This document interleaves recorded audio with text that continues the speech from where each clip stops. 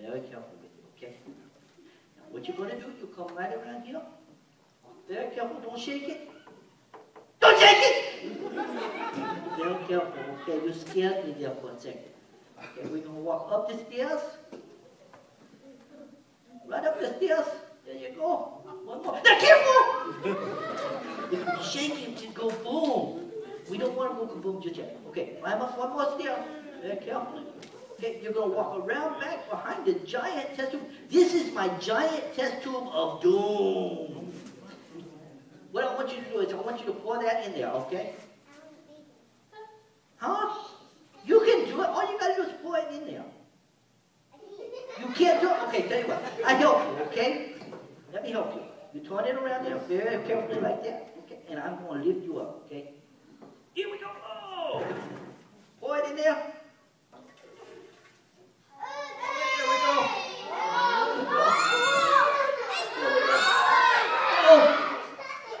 Uh-oh. You shook it. I told you not to shook it. I'm just kidding with you, sweetie. It's okay. Let's take this off. I think we're scared her a little bit. Oh my goodness. Emily, we have a mess. Emily, did you shook it? You didn't shook it? Then what happens? You don't know. Oh my goodness, Emily. It's the blob that ate the church. It's alive. You're afraid of it? You want to get away from it now? Is that why you want to sit? Okay, you can go sit down. Give Emily a big hand. You know what? Yes, it would be very dangerous to touch. Last night, I talked to you about a little bit of sin, making a great big mess. Do you remember that? We had all the blue beads in the paint can, and they all choked down in the paint can and made a big mess. We had 2 test tubes here. We had the little test tube that Emily had, and then we had the giant test tube of doom. Now, did Emily put a lot of that chemical in there? She put about that much. She put about that much. It was all that was in there. Because she put that little bit in there, we ended up with a big, great big mess, didn't we? You see, sin starts out very small, but gets bigger and bigger and bigger until you got a great big mess in your life. The water that we had in here was just a little bit, but it made a great big old mess. When you let sin come into your life, even one little bitty sin can make a great big old huge mess. And Jesus doesn't want our lives to be a great big ugly huge mess. Instead, He wants to fill us with His love and His grace and His mercy and all the great things that He has for us. He wants to protect us from the things that the devil has to throw against us. When the devil tries to get you to sin, you can say, no, I don't want my life in a great big mess. Because I have Jesus living in me, I'm going to do what's right. And if I have made a mess of my life, I'm going to come to Jesus. And I'm going to say, Jesus, let your river flow over me. Wash me clean with your love. And He will. So we have our great big mess here. I don't know what we're going to do to clean that up. What do you think would clean that up? A towel? I think it's going to take a whole lot more towels. All right. We need another help. Let's get some of this stuff out the way. Oh, you know what? We're not going to that one just yet. Hang on just a minute. I have one more thing I want to show you before I need another help. Speaking of sins and mess, who was the very first people Jesus created? You know that. Who was the first people Jesus created? Who? Adam and Eve. God made Adam and Eve. How many of you were here Sunday morning? You were here Sunday morning and you remember the story that I told about Adam and Eve? You know, a lot of you weren't here, so I thought I would tell it again. Now, we're going to do it just a little different this time.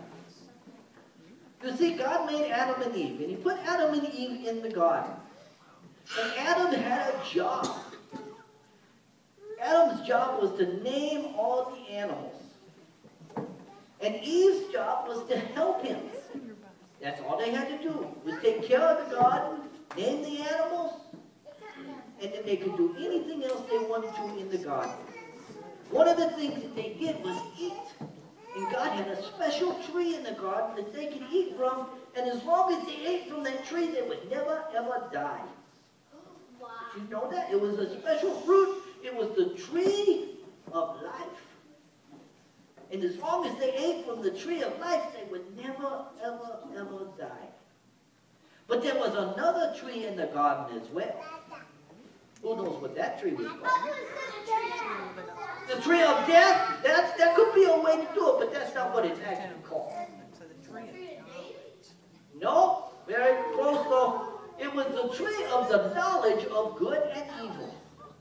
It was the tree that had a fruit on it, and God said, if you eat from this tree, you will surely die.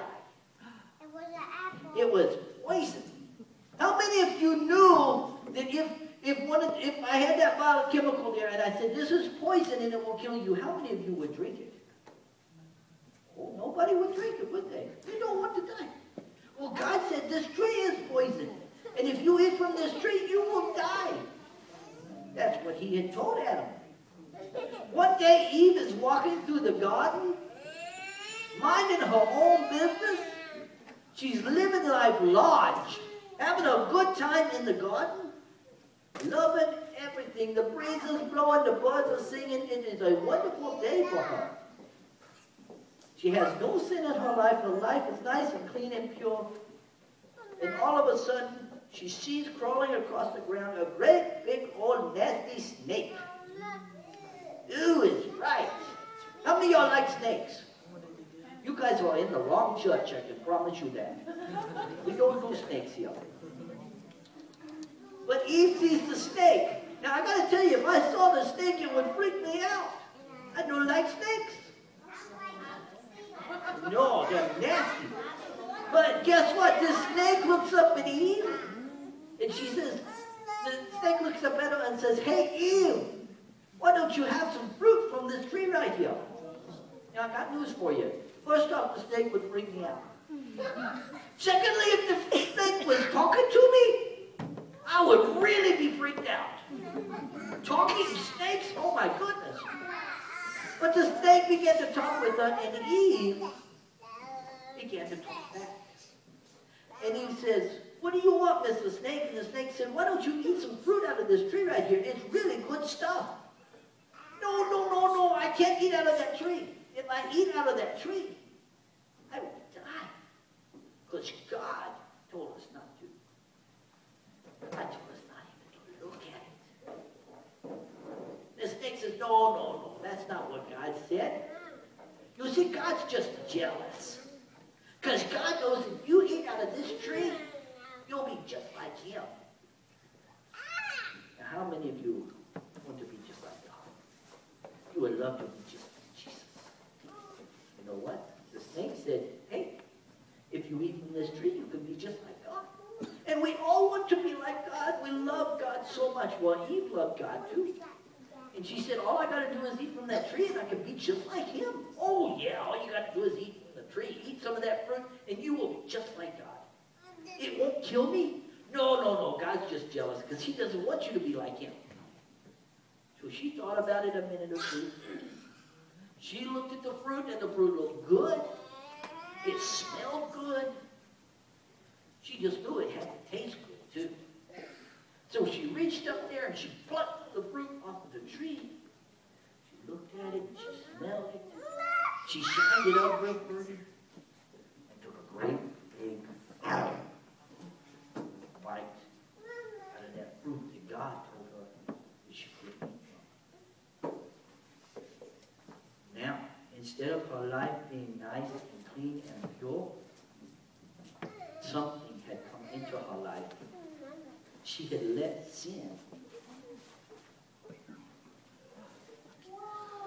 come into her life. Sin came into her life, and now she is dirty and nasty. She's no longer clean and pure. And she went to her husband Adam and said, hey Adam, have some of this fruit right here. It's really good stuff. You know what Adam said? Leftovers? Because she had already eaten half of it. But he went, oh, okay, and he ate from it too. And now they both become aware that they don't have clothes on. They are running all over the garden naked. That's what the Bible says. And now they're trying everywhere. They're looking for the Walmart or the JCPenney's to find some clothes, and they can't find one. But they haven't been invented yet.